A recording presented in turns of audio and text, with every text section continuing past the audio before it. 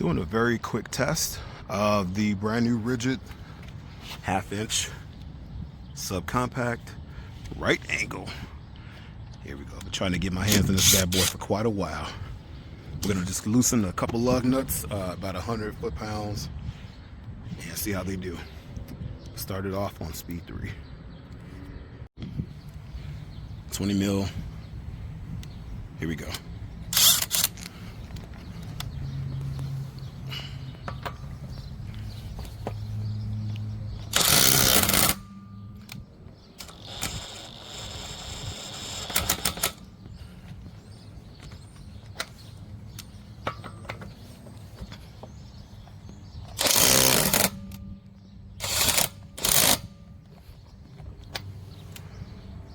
Do one more.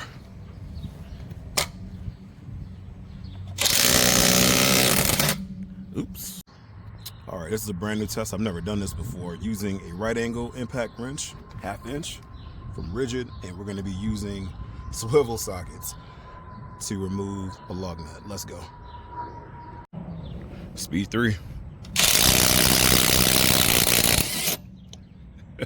I guess it could be done with swivel sockets too.